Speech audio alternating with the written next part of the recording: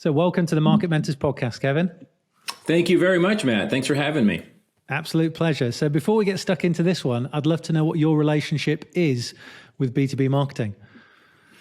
Well, I'd say at this point we have a long and storied relationship. So I actually, it's funny, my first internet job was back in 1996, and it was in marketing, and I was launching a product for a company back then called iPro, Internet Profiles Corporation, which interestingly enough was trying to figure out how do you gather visitor information to personalize experiences at scale. Yeah. And back in 96, we thought, we'll have all this solved, in a year, this will be easy. And of course, it's something that we're still trying to figure out how to do on the internet today and talking about with respect to ABM. So yeah, it's been a long road with B2B marketing, both as a someone who's worked in it, and of course also tried to help build tools that make it work better.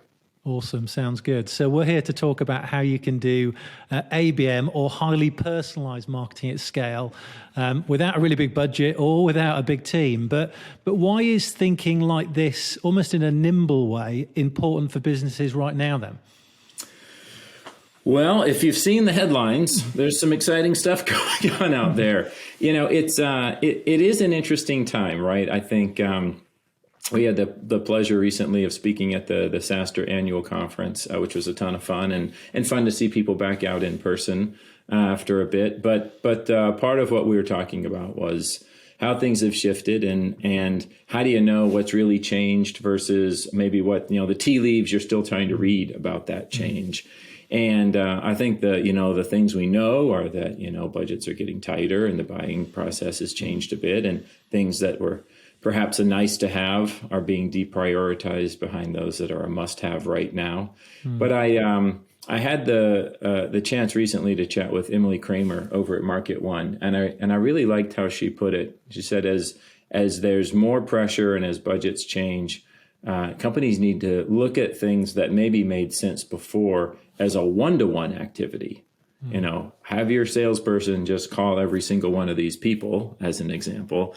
And how do you start to look at one-to-many activities? And where can you be very smart about where you're spending that time and energy at scale versus in a one-to-one approach? And I think that's one of the things top of mind for us, and I think for the companies that we work with as they figure out how do they navigate some changing market conditions, and to your point, maintain flexibility, maintain those options, right? So you're not putting all your eggs in one basket, especially if it's not a super efficient basket.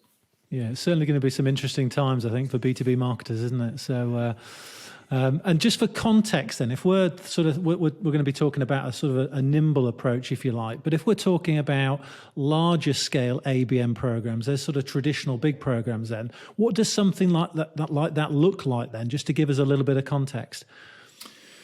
Well, of course, it depends on the company. And I think important to note that, ABM is, or account-based marketing, it's one motion, it's one sort of arrow in the quiver or play in the book. And most of the companies we see are trying to make sure they have a number of, I'm using inbound, I'm using perhaps a PLG or a trial motion. But on the ABM side, to your question, it gets very expensive, right?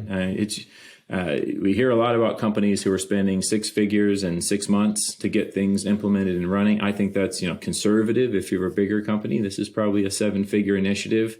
And I think perhaps even more to your point around flexibility, it's one that can become kind of all-encompassing in that you're so focused on this one play where you're trying to figure out, okay, how do I get my salespeople to get them on the phone? And again, it's not that it's not valuable, but the flexibility and adaptability, I think, are even more prized when you've got some economic challenges and you're trying new things. So Cool. So let's dig into this then. And I know you and the team at Clearbit have been thinking about this then.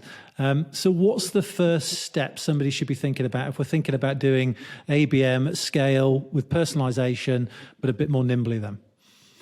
Yeah, well, I think as with a lot of these things, I think the first step is often a deep understanding of your customer. And I break that into two parts. There's really understanding your ICP or your ideal customer profile. So who are the companies and how can you tell when a company is one that you're most likely to be able to create value for and capture value from, right? It's a two-way street. There's got to be a fit. So the ICP is kind of the fit piece on the company side.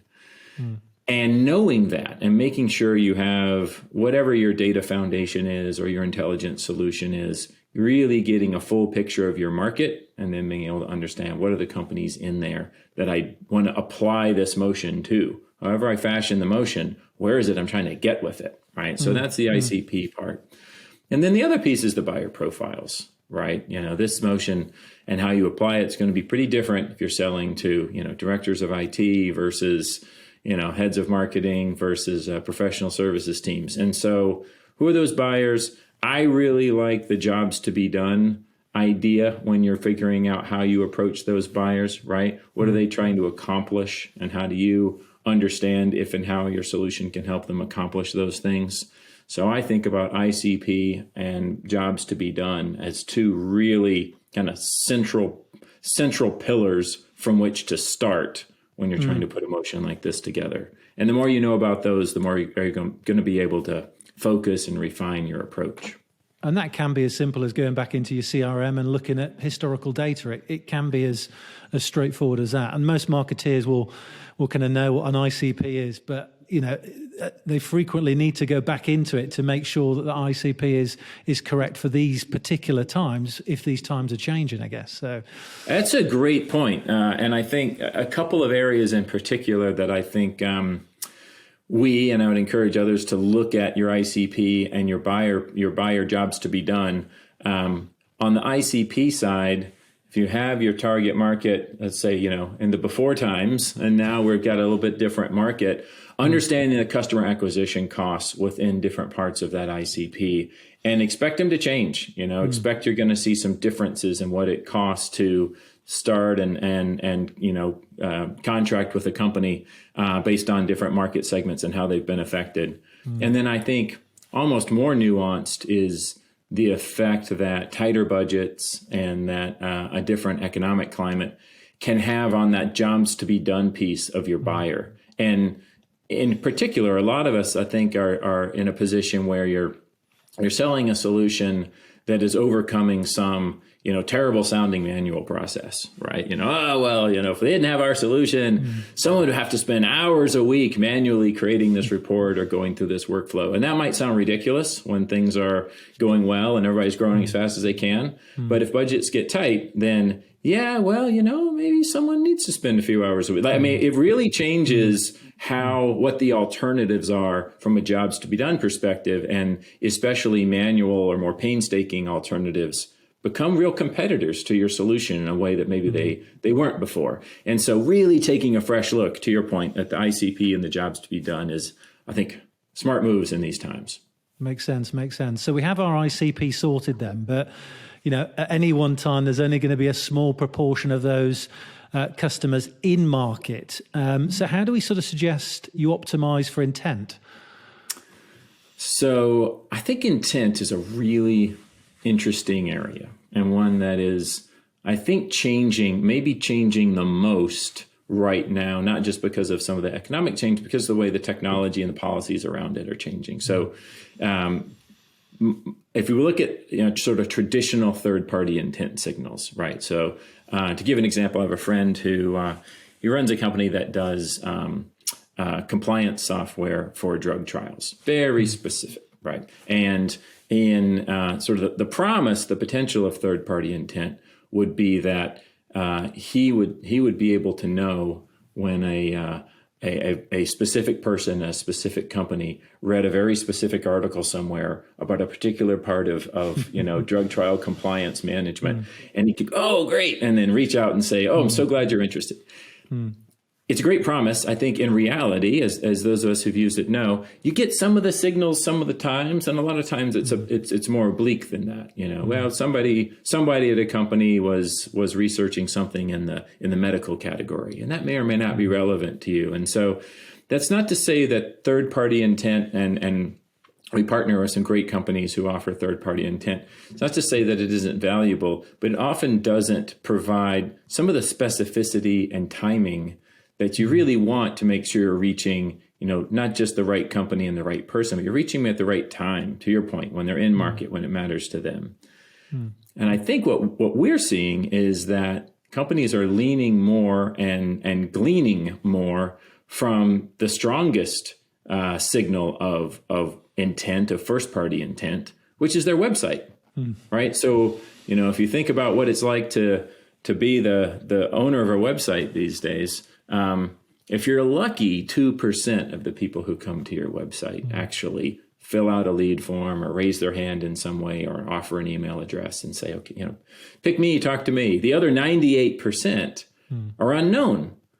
You don't know who they were. You don't know what they did. And so you have no way to act on that. And that just really doesn't need to be the case anymore. So I think a lot of what we've seen in the last couple of years is the real maturation of tools that let you understand that 98%, see which of those fit your ICP based on what companies are actually coming to visit, and then using those intent signals, perhaps in coordination with third-party signals, to really know you've got someone who's not just in market, but kind of literally, just outside your door and waiting for you to open it and invite them in. So we think a lot about this combination of what's happening on your website or first-party intent, and then how you can combine that with some of the more traditional third-party intent signals. There's a lot of innovation in that area. I think it's a really good point. And actually we're seeing here, I don't know if you're seeing the same in America, but we're seeing more of the B2B companies building more like media machines within their organizations. They're acting a little bit more like a B2C organization in terms of the content they're producing, the podcast, the video channels, all this kind of stuff to build that brand, to suck those potential customers into them, to be able to own that data, the sort of the power of the first party data. So I don't know if that's the sort of the same in the US, but I guess companies like HubSpot and Drift are kind of at the forefront of that type of model, really. And I think it's a very, very important point. I think part of what's driving that, as well as the focus on first, on your website intent versus the third party pieces, and, being a little glib about it, but you could go back even 5 years and just assume, well, thanks to the way cookies work and thanks to the information that's available through my network partners, I can get to whoever I need to, wherever they are. And that's not the case, right? And that's increasingly not going to be the case as the cookie policies and the privacy laws continue to mature, right? And in ways that are great for internet consumers. And as businesses, we have to plan for that. And so to your point, we need to invite them onto, our content, our sites, our turf, as it were, and then let them engage on their terms and not rely on whatever networks are going to help us find them out there, because that's not how privacy is working. So I think it has raised the bar for companies to really think about, how do I make sure I understand how do I earn that attention, and then how to make sure I can understand and act on that attention when I've got it. So. Yeah, good stuff. And invariably then in B2B, we're talking about buyers. They're always different across different companies. Some companies will have buying committees, especially within those sort of enterprise larger businesses. So what can people do to make sure they're targeting the right people within those organizations then? Yeah, and this is a big and deep one. I think it really, really depends, right? There are companies with strong enterprise sales motion, selling big ticket items, 6-7 figure deals. They've got buying committees. They need org charts. They need to understand the dynamics of multiple, not just departments, but also locations. And there are some great and emerging tools for really understanding that. Maybe less so as a part of the marketing piece and more where marketing goes into the buying cycle, right? And as a deal moves into pipeline, you've got the context you need to then sell to that buyer committee. I will say, our focus has been more on key buyers and roles and how do you tie those people to that expressed intent. So, for example, there's something that we that we enable for companies called intent-based outreach. And so based on, again, those signals for, ooh, they're coming to your website, they're looking at this content. How can I get the title and role and seniority of my key buyers at those companies? So if I want to do an advertising campaign, or if I want to invite those people to, come to my event or start a conversation, I'm inviting the right people at the right time based on what that signal is. And that particular piece of that puzzle is one we think is, back to our theme, can really be done at scale if you're applying the technology to understand what's happening on your site and then know how to translate it to your key buyers. Good stuff. So we've got the ICP sorted. We're thinking about who the people are within those types of businesses. We're understanding intent. I guess the next bit then is kind of moving on to messaging now. And, without trying to set us up for a fail too much, we could probably do 10 podcasts on content and stuff like that. So we're not going to crack it in this question. But, how should be people thinking about, if we're talking about scale and we're still talking about personalisation then, what do you think people could be doing to make sure that message is still relevant then? Yeah, and this is a tricky one too, right? Because we all know what it looks like when it goes wrong. Yeah. It's the deer blank, the all caps industry. So we have, I think, if we look back at the sort of a recipe you just described, I mean, really it's, you've got the right company, you've got the right person, it's the right time based on those intent signals. So how do you get there with the right message? And I think the best place to look is there are clues in each of those three areas, the company, the person, and the timing, that you can use not just to craft your message, but even in your message. So talk about what those are. So on the company side, assuming you're working with some kind of company intelligence or company data provider, you should have 100+ data points about that company that has visited your website. And some of those are kind of the usuals that you could use for relevance or personalization, like what industry are they in, what size or stage company are they in, what's their location. But actually some of the more interesting ones we've found are things like what technologies they're using, right? So when we reveal what companies are visiting a customer's website, part of what we share is these are the technologies we can tell they're using, and often it's 50 or 100 technologies. And so if you're a solution that has something particularly interesting to say to a company that, say, uses Stripe to process their payments and uses HubSpot for their marketing, you can tell that. And you can put that right in your message and say, hey, as a company that's using Stripe and HubSpot, you should be looking at this particular best practice or solution, right? And that's a huge advantage. So making sure you understand everything you can about the company so you can put that message in context. Then, of course, there's the person part, right? So what's their title? What's their role? What's their department? Those can be very useful ways to target the message. But the last one, I think, in some ways, this gets even more to the timeliness of it, is what can you tell about those first-party intent signals, right? So they came to your website, what they did, right? So if you're using a solution that shows you this company came to your website and saw each of these pages this many times over this time period, you can tell which blog article they read. You can tell what solution pages they were on. And so following up with content or a conversation that's relevant to that, perhaps combined with something you can tell about the technology they're using and the role they're in, now you've really got something, right? And those are it's funny, you can kind of put these side by side, the sort of generic, dear software company message and something that's really specific to them, their role, and what they appear to be interested in, super, super different.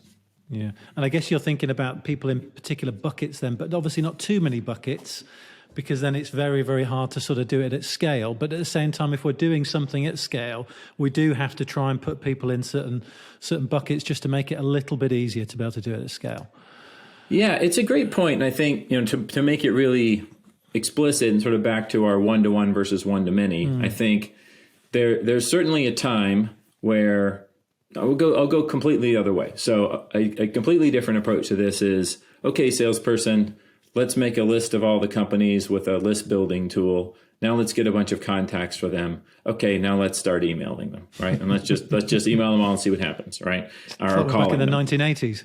Right. Well, and and I don't think a lot of people are doing just that today, but I think a lot are still doing a version of that where then it's on the salesperson or the BDR to research each one. Okay, I guess I'm going to go to the website and I'm going to go Crunchbase. I'm going to go LinkedIn and see what I can say. And there's a role for that. But it's way more efficient and much more of a many to one kind of motion to say, hey, here's who they are, why they're a fit, what technology they've got, what they read on your site. Here's everything. And maybe it's ready to start right away, or maybe you want to do a little bit more research, but far more efficient to tee up an SDR or a sales team like that. And that same relevance can also be used to power, say, targeted advertising campaigns, right? Or to power content campaigns. And so that's where you start to see these things working in concert to help start a conversation at the right time with the right company. Yeah, because you could be pulling these leads off and actually putting some ads in front of them quite easily these days. It's it's pretty straightforward. So, okay, good stuff. This makes total sense to me. So, what about tools then? What sort of tools would you suggest somebody needs to do something like this? Well, kind of back to the beginning. I think it matters a lot if you have some kind of market intelligence or company intelligence solution. So it's very hard to do that first step around narrowly defining your ICP and your focus if you don't have a lot of market and company attributes to work with. And to your point, if you don't have a CRM that allows you to go back and look at where you've been successful, where the speed to lead occurs, all the things. So that's a foundational piece.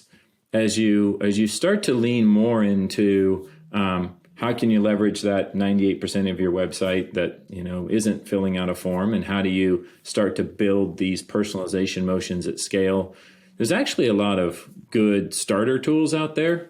We offer one called the Clearbit Weekly Visitor Report. It's a free tool, and it lets you see, okay, here's the companies coming to my website, and here's what they're doing. And if nothing else, that's a really great place to start. And you can start asking yourself, all right, what might I do with that timely information? How can I start to create those? And then once you kind of know what you want to do, all manner of tools to help act on that, right? We've got things that help with website personalization, things that help with the operationalization and automation of the advertising and the intent-based outreach. So kind of there's no shortage of tools once you've got your strategy and your motion in mind. Yeah, and I think you absolutely bang on there. Strategy first, tools second. Yeah, good stuff. So switching tack. If you were hiring an ABM-focused marketer, perhaps somebody to implement something like we just talked about today, which has been great, what sort of skills and attributes would you look for, Kevin? Well, I do think we are in the midst of a shift, right? We're shifting what the landscape and the backdrop feels like and how people are applying these systems. And I think in order to be in tune with that, having someone with at least a bit of a marketing operations and marketing systems background is helpful.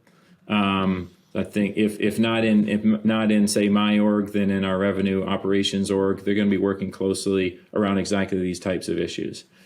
I also think would be true for us, but I think almost anyone, some experience with our industry, knowing not just the buyers and the target companies, but also the partners, the players, the tech, the competitors. I think that matters kind of even more as we all get more specialized and more focused on our ICP there. And then finally, I think, particularly for this type of role, an ABM focused marketer or someone who's putting together these go-to-market motions, it really helps if they've spent at least a little time in a sales seat. Maybe they were a BDR or an SDR earlier in their career, or maybe they had a time when they were working with sales team on a new go-to-market motion. There's so much empathy to be gained between marketing and sales at this critical part of the business, if you sort of, know what it's like to have walked in each other's shoes a bit. So that's something I also look for. Yeah, especially given they're going to be your key stakeholder as well in these types of roles. So you can talk the language, you can give them the confidence that you know what they're experiencing and they're having to do. So good stuff. Well, look, Kevin, this has been a fantastic chat. I think it's very timely with everything that's going on, as we touched on at the start. And it's really interesting to see how you can blend, really good techniques with good tools and a good strategy to achieve something which a lot of marketeers are wanting to do. It's personalisation, but at scale to really produce good results. So I really appreciate you sharing your knowledge with us. Well, thank you. Thanks very much for having me, sir. No, absolute pleasure.